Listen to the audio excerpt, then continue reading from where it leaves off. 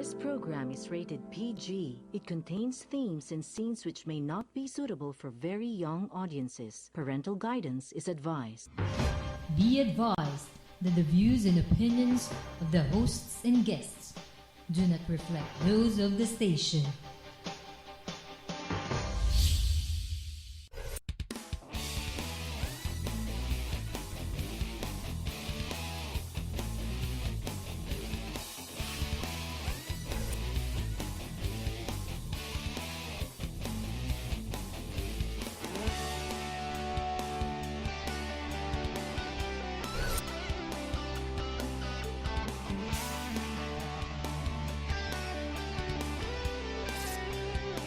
You are what you watch. Happy New Year. My name is Harry Tambuatco. Welcome to our program.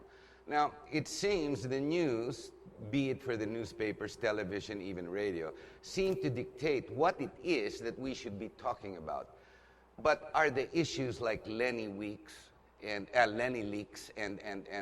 De Lima and whatever, is that what is important?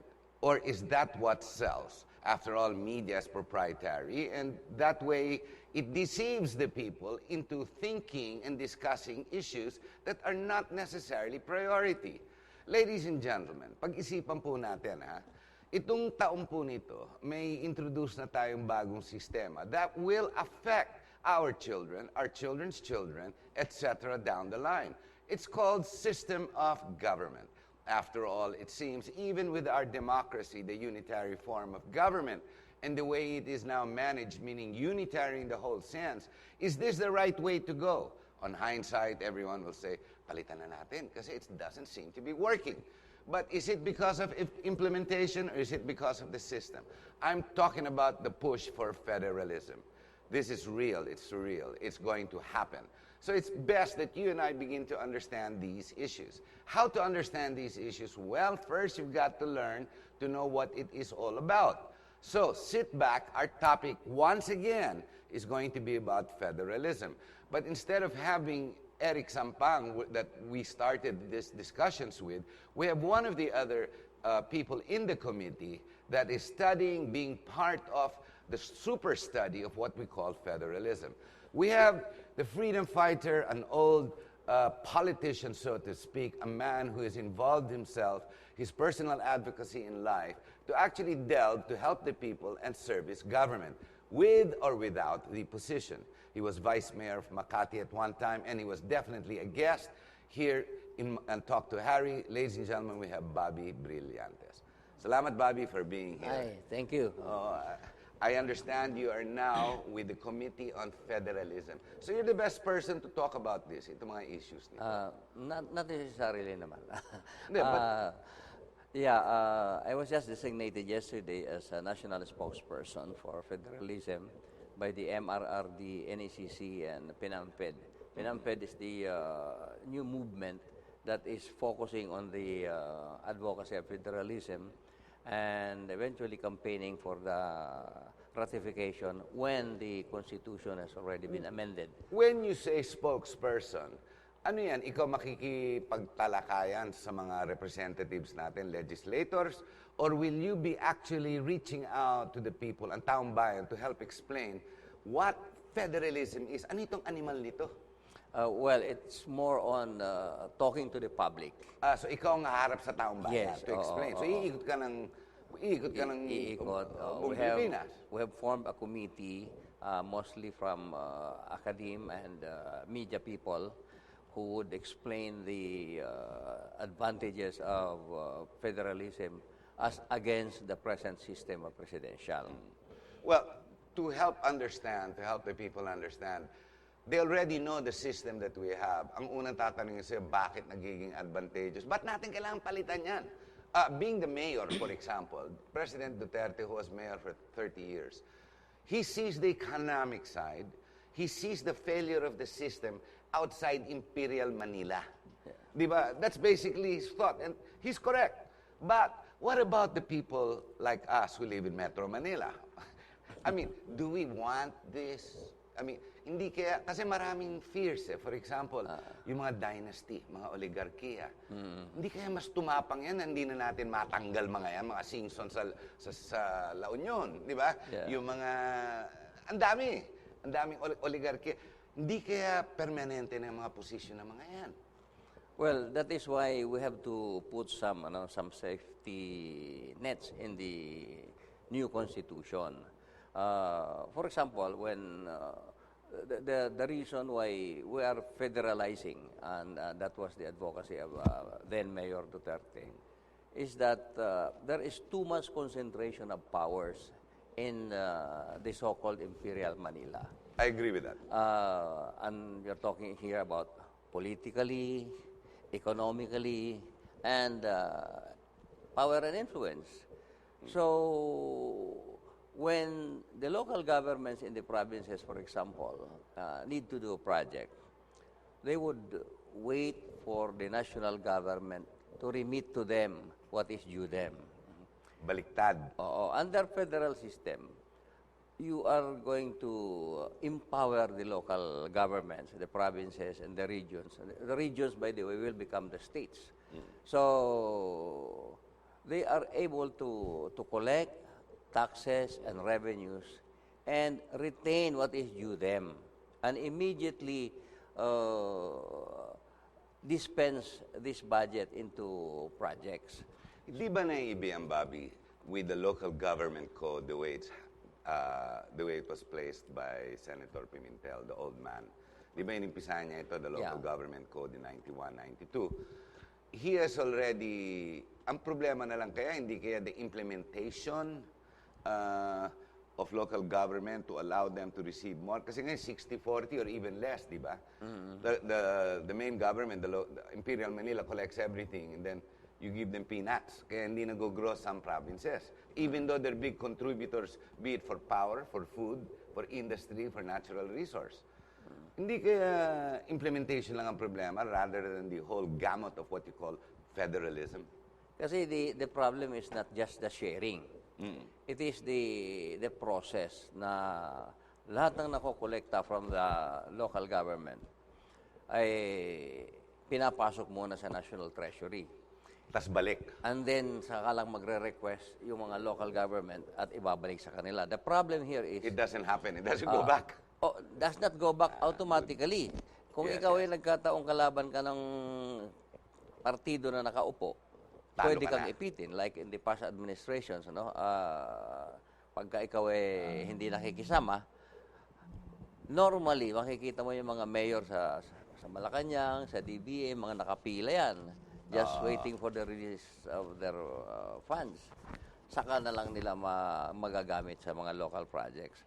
So, under federalism, magkakaroon ka ng fiscal autonomy. It is not just politically empowering the local government, but importante kasi dito yung fiscal management. You are able to collect the funds, revenue, and then ibabudget mo yan. And then immediately the funds are available to you because you do not have to wait for the national government to give you the funds needed for so your... you can use it right away for your immediate needs, kumbaga. Yes. Tsaka, so, bibilis yung projects. Kasi this time, under federalism, it is the local government that remits to the national government yung share ng national. Baliktad. Right. So, kumbaga, yung national naman ngayon makikiusap, okay, please lang, yung amin balik naman. Balik mo na, bayaran mo na kami. Kasi may national projects kami. So, yun ang advantage. So, pero ang importante kasi doon, yung aside from political autonomy in decision making, because you are empowering the local governments through the states, is that you are immediately able to do your own budget planning, identify your priority projects, na hindi ka na maghihintay. Will the people have a greater role in a federalism, in a federal government? For example, let's look at in Cebu, or let's look at Pangasinan, or let's look at Batangas, for example. Or, kasi it's going to be subdivided, from what I understand, the proposal is into 12 states. Regions, no? 12 na lang. And then from there, these 12 will now answer to themselves and then pay backwards.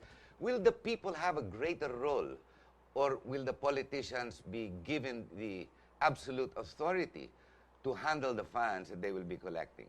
O kasama na yung mga taong bayan na sasabihin nila, kailangan natin talaga ng tulay dito kasi hindi makatawid ng mga taong bayan, we can't do commerce enough. Nabubulok yung mga produkto dito. Will they have a greater role? Meaning they have to choose their mayors properly this time. Yes. And the local people are going to be more important than the national. Correct me if I'm wrong. Oo, kasi the local governments, the regions, which would become the states, are more powerful this time. That's what I was Kumbaga figuring out. They are able to curb their own destiny when it comes to what system they would want to adopt, and then the economic plans that they want to pursue. It's really up to them. Kasi ang mangyayari niyan, under federalism, there is a national or the federal government. Yan, kunyari, yan yung Malacanang. No? And then, there would be about 15 to 18 regions that would become the states. The states. Each individual state will have its own constitution, just like in the U.S. Individual. But they have to follow the main constitution Of course. under it. Of course, the national constitution or the federal constitution is above everything. Okay. And siyempre, no local or state constitution that would be inconsistent with the national constitution. Para ngayon, there is no law, or the Congress cannot legislate anything that is not consistent with the Constitution. And that is why there is a Supreme Court to interpret that. And every change, it will need a plebiscite. Should you want to change the Constitution? Each state would be headed by a head of government. That being the case, Bobby, how do you rationalize duplicity? Yung every state now is going to have a constitutional government, even the judiciary, the legislative, will be now duplicated somewhat. How do you address the cost of this? Hindi kaya magulo yan? You don't Kasi think... bawat region, for example, Muslim Mindanao as a region, iba yan eh. may unique situation sila na gusto nila angkop doon sa kanilang pangangailangan. But all of this will be synchronized by the national government. That is why ang binubuo muna ngayon is the system. Kumbaga sa Ito ang pinaka-importante, ito yung template no? Oo, yun yung constitution na federalist system. Kasi yun yung how it will work. This would be the skeletal frame. The substance will The word is skeletal. Meaning you do not dictate every single move, but you're now providing some type of autonomy and independence. You are autonomous in your area, but there is a skeleton frame where you are also limited to move around. You cannot go beyond that. You can't go to war on your own, for example. Hulo cannot declare war against Malaysia. Hindi pwede. Kasama ka pa sa Pilipinas. Tama yan. So may mga ganon. So the focus now is to go to the people and explain why are we federalizing. Bobby, with this role of yours, hindi kaya mahirap because it seems, one, the interest for federalism with the general public is very little. The comprehension is almost nil, di ba? The interest to find out more and to learn, parang mas interesado sila sa mga, kung anong mga nangyayari. Well, definitely disaster, whatever. I mean, look at the major networks, broadcast. Hindi halos pinag-uusapan eh. They give 5 minutes. How can you discuss federalism in 5 minutes when it entails such a bloody mix-up of the current system?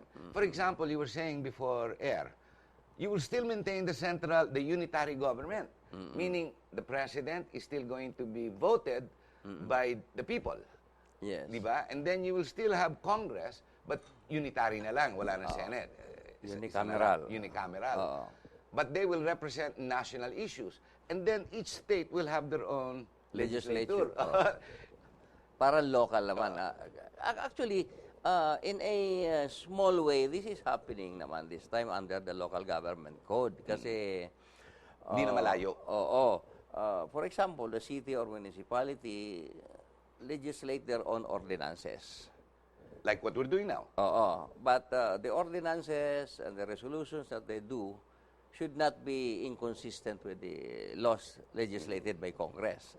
Kaya nga yung sa barangay, for example, when I was councilor dito sa Makati, yung mga barangay council, meron sila mga ordinances and resolutions. The job of the council, Makati Council, is to review the ordinances and the resolutions. Kung tama. Oo, whether or not it is consistent with the law enacted by Congress. Kaya kapag merong nangyari dyan na saliwa sa batas, tapos hindi na-correct ng City Council, may kasalanan yung City Council. Yung pala role ng council to actually control, regulate, and watch over the lower ordinances. For example, security, garbage, and even business regulation. Yeah. Zoning, hindi ka pwede tumayan ng talyer yan because residential yan. Pupukpuk ng kotse dyan, yung nga ganon, di ba? So may zoning in every zoning, area. in every Will that business be consistent with the city ordinance? So, for example, city or big regions, for example, the Bicol region, which is very rich with natural resource, just like Mindanao, will no longer be a minute participant, hindi na insignificant. Kasi wala na silang pera. I mean, now, they will develop their strengths. For example, Bicol, natural resources. Ang dami dyan, energy, sa kanila manggagal. Sa Davao, that's the food basket of the whole country. Hindi lang natin nakukuha. So maybe railways, tama si Presidente Gong dyan, di ba? Kunin yung mga pagkain, i-transport kung saan yung density, kung saan maraming tao. Di ba? Correct me if I'm wrong. Yeah. But how do you get the people interested if main media is not interested? I'm not sure you are given the space, the time, di ba, in mainstream media. Not yet. That's why we have to encourage public discussion, forum, and even public debates in the mainstream media. Pero even if the mainstream media is not that interested, may mga alternative media naman. Well, you have government, which is a very strong... you have 9, 13, and 4, and like GNN. More of 4. Social media, which is very important. No? So, walang nang naitatago yung mainstream media. I mean, if it does not appear on a certain channel, it would definitely appear instantly and everybody has a cell phone. Mr. Brillante, we're going to have to take a short break. When we come back, we'll get more into the intricate details of what you need to understand. But I do recommend that you begin to start talking, having discussions, going to seminars if necessary, listen to other people, talk to each other, learn. I encourage the academe to participate rather than to go into the rallies. That is what you call waste of time. Now, if you want to help build this country, let's start talking federalism. Stay with us and we'll pursue the topic.